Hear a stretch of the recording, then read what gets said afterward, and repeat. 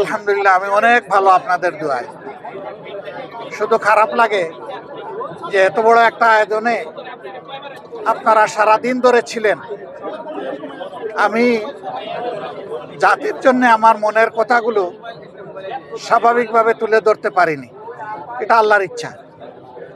কিন্তু এরপরেও শেষমেশ দুই একটা কথা বলার চেষ্টা করেছি। আগামীতে ইনশাল্লাহ আরো সুযোগ আসবে, আরো কথা বলা যাবে ইনশাআল্লাহ। আপনাদের মাধ্যমে। দেশে বিদেশে যারা আমার এই সাময়িক অবস্থা দেখে কষ্ট পেয়েছেন, সহানুভূতি প্রকাশ করেছেন, দোয়া করেছেন, তাদের সকলকে সালাম জানাই এবং কৃতজ্ঞতা জানাই। শুধু দোয়া করবেন যতদিন বেঁচে থাকি, আল্লাহ তাআলা যেন মানুষের কল্যাণের জন্যই আমাকে বাঁচাইয়া রাখেন, আমিন। এবং আমার দ্বারা যেন দেশ এবং জাতির কোনো ক্ষতি না হয়। আল্লাহ যেন আমাকে সাহায্য করেন। আমিন।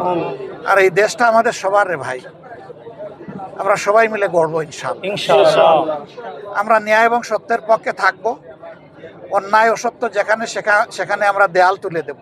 ইনশাআল্লাহ। অন্যায় অসত্যের প্রতিষ্ঠা যাতে না হয়, আমরা দেয়াল তুলে দেব ইনশাআল্লাহ। ইনশাআল্লাহ। ইনশাআল্লাহ। আমরা একটা দেশ আমাদের যুব সমাজের জন্য উপহার দিয়ে যেতে চাই।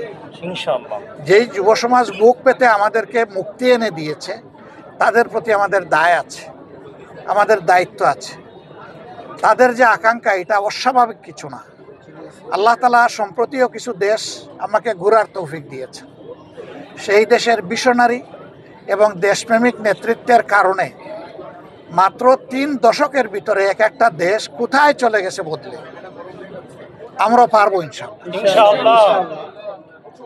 সবাই আমাদেরকে একটা কথাই বলেছে, তোমরা যদি শুধু দুর্নীতিটা দমন করতে পারো, তোমাদের দেশ আমাদের চেয়ে আরো সুন্দর হয়ে যাবে। ইনশাআল্লাহ। কারণ তোমাদের মানুষগুলো আমাদের দেশে যারা সার্ভিস দেয়, তাদের সার্ভিসের উপর ভিত্তি করে এই সমাজ যদি আগাইতে পারে, তাহলে তোমাদের দেশ কোনো আগাবে না।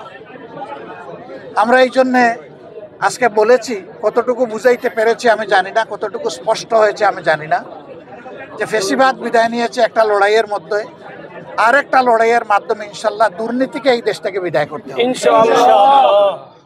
এটা সকল দলের জন্য প্রয়োজন, প্রত্যেকটি নাগরিকের জন্য প্রয়োজন। এই দুর্নীতি সমাজ থেকে নির্মূল না হওয়া পর্যন্ত নাগরিক জীবনে কোনো ধরনের কোনো নিরাপত্তা আসার কোনো সম্ভাবনা নেই। আল্লাহ তাআলা যেন এই কাজটাও আমাদেরকে করার তৌফিক দেন। আমিন।